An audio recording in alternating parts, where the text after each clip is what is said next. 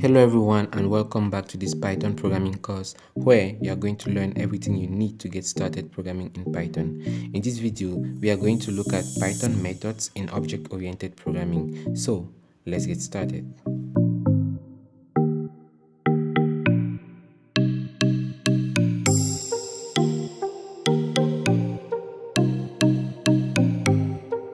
In object-oriented programming, we have objects. This object consists of properties and behavior. Furthermore, properties of the objects are defined by the attributes and the behavior is defined using methods. These methods are defined inside a class. These methods are the reusable piece of code that can be invoked, that is called at any point in the program. There are basically three types of methods in Python. First, we have the instance methods. The purpose of instance method is to set or get details about instances which are objects, and that is why they are known as instance methods. They are the most common types of methods used in Python class. Then we have class method. The purpose of class method is to set or get the details or the status of the class. They can't access or modify specific instance data. They are bound to the class instead of their objects. Next, we have static method. Static methods cannot access the class data. In other words, they do not need to access the class data. They are self-sufficient and can work on their own. Since they are not attached to any class attribute, they cannot get or set the instance state or class state.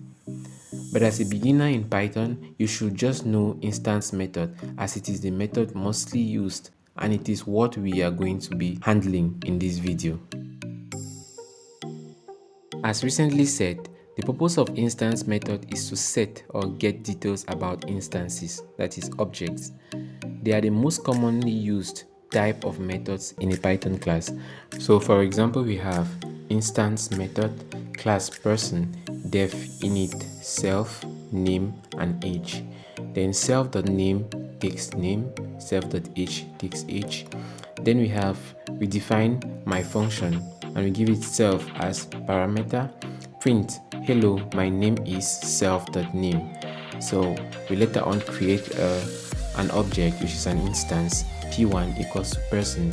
We give it John and 36, which are the requirement by the constructor, and then we have p1.myfunction. So if we save this and run, we will have hello, my name is John, and that's what is printed to the screen, exactly what our code was supposed to do. I guess at this point you should be asking yourself, why did we include the self parameter? So at this point we'll go in to know more about the self parameter. The self parameter is a reference to the current instance of the class and it's used to access variables that belong to that class. It does not have to be named self. You can call it whatever you like, but it has to be the first parameter of any function in the class.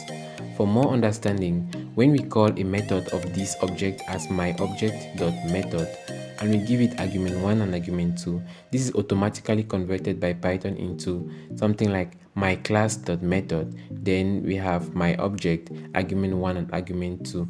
This is all what special self is about. NB, the instance methods must have an extra first parameter in the method definition. So we do not need to give a value for this parameter when we call the method because Python provides it.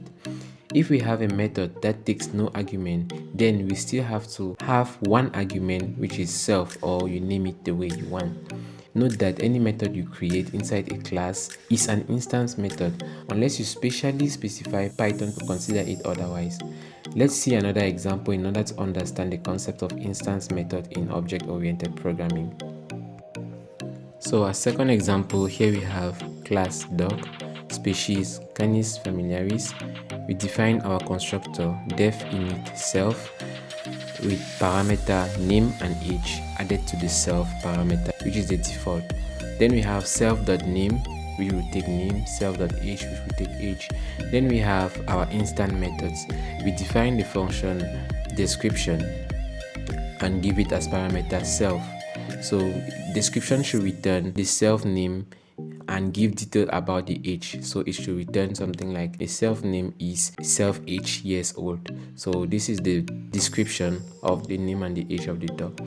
If we create another instance method, define speak, self, and then sound, return the self name says, and it will actually give out a sound. So we now go on to create our first instance, which is our first object. Dog1 equals to dog class, which is a class. Then miles represents the name, the self.name, and then 4 represents the age, which will be used as self.age. Then if you want to execute the instance method description, we have to print the result of doc1.description to the screen, and this does not require any argument because the doc1 already has been created with the constructor requiring the name and the age. So executing the function the doc1.description, you will have something like miles is 4 years old. So beside that, if we want to use the second instance method we created, which is speak, we now have to give a second parameter which was not previously given during the creation of our instance doc1. So we have print doc1.speak, and we have to give the value of the sound that is to be made by the dog. So for the first point, we will have print doc1.speak. Then if you want to do this again, we have print doc1.speak, we give another sound. So with this, if we save this code and run, we have, so as output here we have miles is 4 years old, miles says woof woof, then miles says bow. So this is exactly what we wanted our code to do. And in this first context, we gave we use the constructor using the self.name parameter attribute, that is attribute of the constructor, then the self.age for this other part. Then we later on created another instance method which required us to give in another parameter as input beside what was already given during the creation of the instance of the class. So this is why we have miles says woof woof and then the second option. So this dog class has two instance methods. The first one is the description, which returns a string displaying the name and the age of the dog, and the second one is the speak method, which has one parameter called sound and returns a string containing the dog's name and the sound the dog makes. So this is basically it for this video, but before we end this video, I am going to paste a practical exercise here for you to keep learning and implementing the concept of methods in object-oriented programming which you just learned today. The link to the solution to the practical exercise is attached in the video description below. But before you check it out, make sure you try writing the code first. In our next video, we are going to look at inheritance in object-oriented programming. So, see you soon.